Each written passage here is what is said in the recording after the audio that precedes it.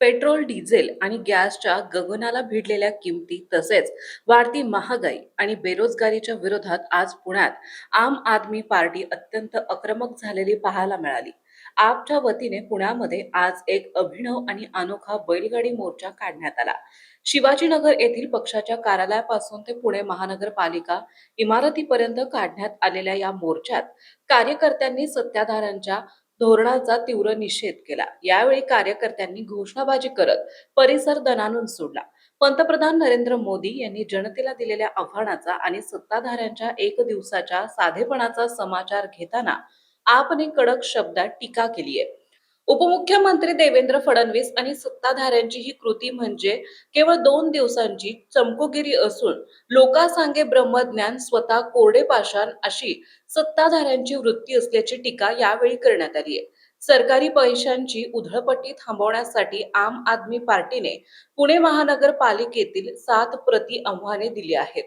पुढील 1 वर्षात भव्य शासकीय सोहळे, उद्घाटने आणि भूमिपूजन कार्यक्रम बंद करून ते ऑनलाईन पद्धतीने करावेत. महापौर, नगरसेवक आणि अधिकाऱ्यांच्या दालनाचे सजावटीवरील उधळपट्टी थांबवून साधेपणाचा अवलंब करावा. भाजपच्या सर्व महापौर आणि नगरसेवकांनी 1 वर्षासाठी आपले वेतन आणि भत्ते स्वइच्छेने सोडावेत. शक्ती प्रदर्शनासाठी होणाऱ्या भव्य रॅलींवर तत्काळ बंदी घालावी.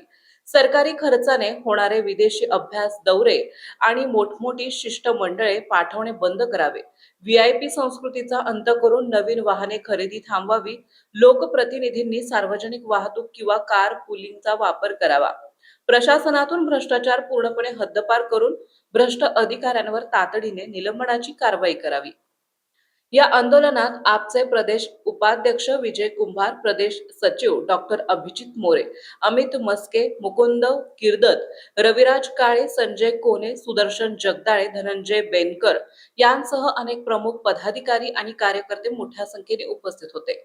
आता आपच्या या 7 प्रति आव्हानांना पुणे महानगरपालिका आणि सत्ताधारी भाजप कसं उत्तर देणार हे पाहणं महत्त्वाचं ठरेल.